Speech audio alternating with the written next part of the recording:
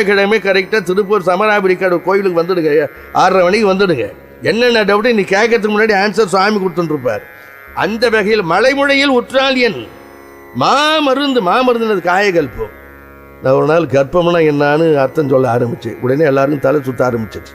கர்ப்பம், ஆகவே கர்ப்பம் என்பதால் பிரம்மாவனுடைய வயசு 100.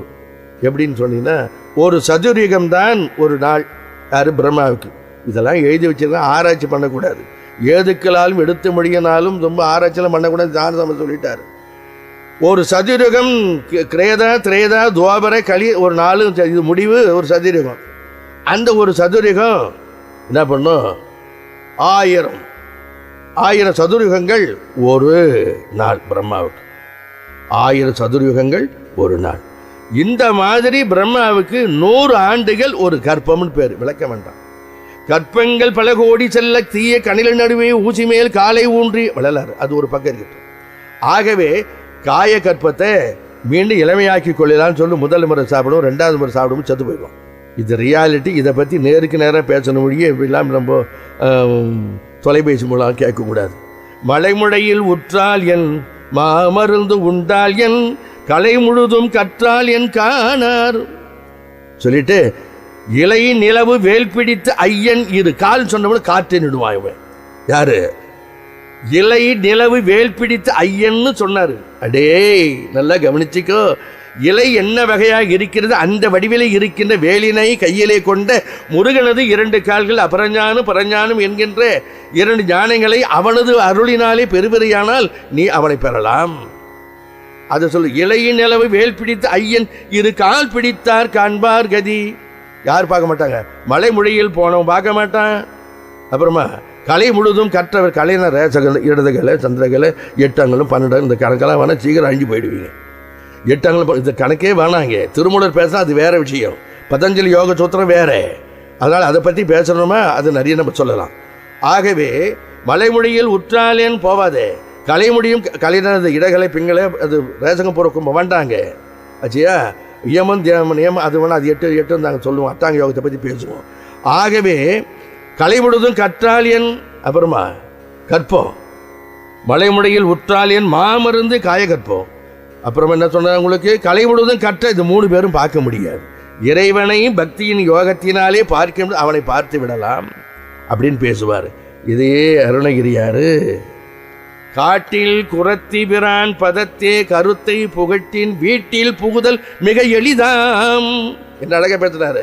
காட்டில் குரத்தி பிரான் யாரு? முருகன், வள்ளியினுடைய கணவன் வள்ளல் இல்லையா?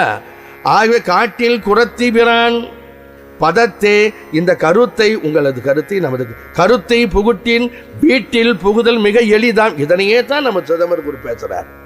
இந்த வகையில் பெரிய நூலை எல்லாம் எழுதி பிறகு சோணாச்சல தேவர் வந்தவுடனே அடியார் கூட்டங்களோடு இப்பொழுது கருவறை முடிந்தது, இப்போ அர்த்தமண்டம் முடிந்தது, மகாமண்டபம் வந்தது. திடீர்னு ஒரு நாள் நம்ம சுவாமி என்ன பண்ணாரு? சிவசங்கரம் இங்கே வாடினார். எப்பொழுதும் வைகாசி விசாகத்தின் முதல் நாளிலே மகேஸ்வர பூஜையை, மகேஸ்வரன் சொன்னாங்க, உண்ணுகின்ற திருநீரிட்டு உருதராட்சி தணிந்து உண்ணுகின்ற அடியார்களை எல்லாம் மகேஸ்வரனாக நினைத்து கொள்ள வேண்டும், பாவனை செய்ய வேண்டும். ஆமாம், அது எதோ வந்திருக்கும். ஆனால் நம்ம எண்ணங்கள் நம்ம சரியாக வச்சுக்கலாம். அப்புறம் அது சரியாக போடும். மற்றவனை பார்க்க முதல் நம்ம சரி பண்ணிக்கலாம். அந்த வகையில் அவர்களை இறைவனாக நினைத்து முதலில் அமுது பாலிக்க வேண்டும். மகேஸ்வர பூஜை பண்ணிட்டு அந்த இரவெல்லாம் சுவாமிக்கு அற்புதமான பூஜைகள் நடத்தி கொண்டு இறைவன் மீது தியானமாக இருக்க வேண்டும் என்று 3 நாள் விழாவினை சமைத்தார்கள். நாளை தினம் வைகாசி விசாகம் வரப்போகிறது. அதன் பிறகு மறுநாள் 3 காலம், இந்த 3 நாட்கள் விழா ஒன்று ஏற்பாடு செய் என்று முதல் நாள் மகேஸ்வர பூஜை முடித்தார்கள். முடித்த பிறகு இறைவனை தியானித்தார்கள். பிறகு சடாச்சாரத்தை சொன்னார்கள், சுவாமி இதையெல்லாம் முடித்து கொண்டு இருக்கிறோம், நான் இன்று மாலை சுரங்கத்துள் செல்லுகிறேன், நான் சொன்னதை நினைவில் வைத்துக்கொள், நான் சுரங்கத்துக்கு போனவர் அதிலே கவனம் வைக்காது. அப்படி வைகாசி மாதம் விசாகத்திலே நம்ம சுவாமி என்ன பண்ணுறாரு? அப்படி உள்ளே இறங்க போகிறார். அந்த நேரத்தில் கருவறையிலே இவங்க என்ன பண்ண வெளியே வந்துடுவாங்க, அவர் நிலவரையில் உள்ள நுழைந்து வருவார். வைகாசி விசாகம் பௌர்ணமி, சுவாமி சாயரட்சி சாமி உள்ளே போகிறாங்க. உள்ளே போன உடனே இவங்க என்ன செய்வாங்க? கருவறையில் நிற்பாங்க. சுவாமி அங்கே யானை இருக்கின்ற இடத்திலே அப்படி எழுந்து பிரணவம் மேனியாக அரகர 2 கைகள் குவித்து 2 கலந்தார்கள். இதை சிவசங்கரை பார்த்து சுவாமி என்று வேகமாக சுரங்கப்பாதையில் இறங்கி மடத்துக்கு வந்து இறங்கி பார்க்குறேன். சுவாமி உடனே அழற, சுவாமி, என்ன தடுத்த லட்சணமாக உங்களை இனிமேல் நாங்கள் வழிபடுவோம் என்று தேம்பி தேம்பி அழுது அரகர அரகர என்று அடியார் கூட்டத்தோடு அழுகிறார். அப்போ சிவசங்கரம் அந்த கருவறைக்கு பக்கத்தில் திருநீர் சிவலிங்க மேனியாக சிறுநீராக யான் இருப்பேன், யானே பஞ்சாட்சரமாக இருப்பேன், அதனை தடுத்த லட்சணமாக வைத்து இறைவனை மறவாது இரு என்று சொன்னார்கள். அந்த வகையில்தான் அது ஸ்படிகலிங்கம் போல் இப்பொழுது வைத்து, ஸ்படிகம் அல்ல, வெள்ளை கல்லியினாலே அங்கே வைத்திருக்கிறார்.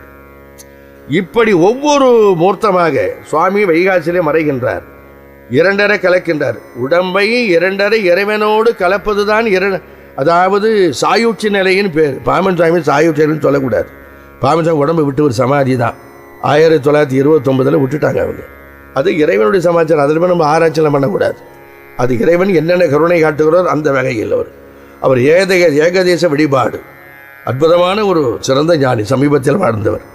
அந்த வகையில் அடுத்து சிவசங்கரம் ஓ என்று கதறி அழுகிறார். அழுகின்ற பொழுதுதான் சோணாச்சல தேவர் என்னை இதற்குத்தான் அவர் அனுப்பினார் போலும், நீ அடுத்த அரியணையாக ஞான செங்கோலோச்சி சிம்மாசனத்தில் இருந்து இந்த திருப்பணி முழுமையாக ஆற்ற வேண்டும் என்று அவரை பணித்து சில நாள் அவருடன் இருந்து அவரது கவலையை தீர்த்த பிறகு மீண்டும் சோணாச்சல தேவர் கொண்ட கொள்கை மாறாது திருவண்ணாமலைக்கு சென்று 30 ஆண்டுகள் வாழுகிறார்.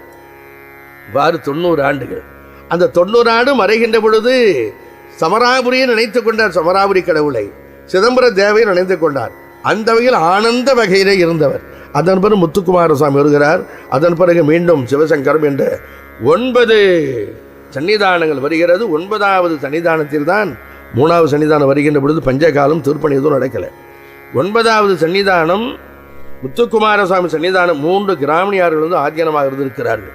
முத்துக்குமார சுவாமி காலத்தில் தான் ஓரளவிற்கு திருப்பணி எல்லாம் முடிந்து சிறிய கும்பாபிஷேகம் நடத்தி முடித்தார்கள். இத்தகைய ஏறக்குறைய 140 ஆண்டுகள். அதன் பிறகு 10வது சன்னிதானம் மீண்டும் ஒரு கிராமணிய சமுதாயத்தை சார்ந்த மகா பெரியவங்க வராங்க. அதன் பிறகு பிள்ளைமார் வராரு, சிவபிரகாச சுவாமிகள்னு வராரு. எத்தனாவது ஆதீனம்? 11வது ஆதீனம். அதன் பிறகு 12வது ஆதீனம் அப்பொழுது இல்லை. திருப்போரூரிலே மடத்தையும் திருக்கோயிலையும் பரிபாலித்து ஆட்சி புரிகின்ற வகையில் ஞானத்தை செங்கோலோச்சுகிற தன்மை உடையவர் யாரும் இல்லை. அந்த காலத்தில் தான் பாலசுந்தர சுவாமி என்பவர் பாமன் சுவாமியினுடைய அத்தியந்த சீடர். பாலசுந்தர சுவாமி சிதம்பரத்திற்கு திருவாதிரை ஆருத்ர தரிசனம் சென்றிருக்கிற பொழுது அந்த மறுநாள் காலை குளத்திலே சண்முகசாமி மொட்டையடித்து திருநெல்வேலியிலிருந்து பிள்ளைமார் அவர் அங்கே உட்கார்ந்து பார்த்துட்டு இருக்கார். பாலசுந்தர சாமியை கவனிச்சுட்டே இருக்கார். சிதம்பரத்தில் பாலசுந்தர சுவாமி என்பது திருநெல்வேலி பிள்ளைமார், அது சுருக்கமாக இருக்கலாம். அவருடைய சீடராக சண்முகசாமி எங்கே சென்னைக்கு வருகிறார். அப்பொழுது இருக்கின்ற திருப்போரூரில் இருக்கிற சான்றோர் பெருமக்கள், வணிகர்கள் வன்னியர்கள் ஆகிய பெரும் இறை தொண்டு ஆற்றுகின்ற மகா சீலர்களாக தோன்றி நமது மடத்திற்கு ஆதீனம் வர வேண்டுமே என்று பாலசுந்தரத்திற்கு செல்லுகிறார். பாலசுந்தர சுவாமி ரொம்ப கொஞ்சம் கோபக்காரர் அவர். ஆமாம், அவரை கூப்பிட்டு அவரும் வராரு. வந்த உடனே பட்டியல் போடுறாங்க. பட்டியல் போட்ட உடனே 40 சவரன் செச்சைன்னு சொன்ன உடனே அந்த கோடை சைபர் அடிச்சுட்டு 4 போதுன்னார். பெருசாக போனால் மறக்கான்னு சொல்ல, ஆஹா எங்களை சிவலிங்கத்திற்கு மறக்கான்னு சொல்லுவோம். அதனால் மீண்டும் போயிட்டார். பிறகு சண்முகசாமி 12வது பட்டமாக வருகிறார். எங்கள் திருப்போரூரிலே சந்நிதி முறையில் சொல்லாத கருத்துக்கள் எதுவுமே இல்லை. பிள்ளைத்தமிழ் யாரும் அது கெட்ட போக முடியாது. அவ்வளவு கடினமான ஒரு நூல் பிள்ளைத்தமிழ். அந்த பிள்ளைத்தமிழில் கடலாகிய ஞானத்தை நுழைத்த ஒரு இடம் அந்த பிள்ளைத்தமிழ். அந்த வகையில் சமராபுரி என்கிற இடத்தை 450 ஆண்டுகளுக்கு முன்னதால் வந்த நமது குருநாதர் அற்புதமான ஒரு திருக்கோயிலை கட்டினார். அந்த திருக்கோயில் பக்கத்திலே என்னது தெரியுமா? அது சரவண தீர்த்தம்னு பேர். என்ன தீர்த்தம்? சரவண தீர்த்தம். இதை நான் சொல்லலை, சிதம்பரம் குருவே பேசுகிறார். தீர்த்தம் சிவானந்தம். மீண்டும் சொல்கிறேன் வர்றது. செய்யத்தல ஓமாகும் மூர்த்தி பரபிரம்மம் முக்தி தரும் சீர்த்த திருப்போரூர் உண்மை. இதை தேர்ந்த பெரியோர் மறுபோதன் கைப்படார் வந்துன்னு சொன்னார்.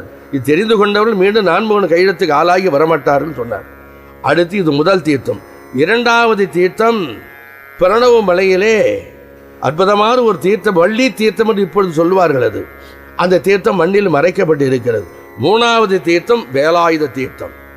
3 தீர்த்தங்களை உடையது, 2 சக்கரங்களை உடையது. பிரணவம் என்கிற வழியில சற்று வளைவாக உடையது. இந்த காலத்தில் அற்புதமாக திருப்பணி பண்ணி வராங்க. திருப்பணி ரொம்ப ஆனந்தமாக இருக்கிறது. பழமையான ஒரு திருக்கோயிலை பார்க்கின்ற ஒரு பாக்கியத்தை இப்பொழுது இருக்கின்ற நிர்வாக அதிகாரி செய்கின்றார். ரொம்ப சந்தோஷம்.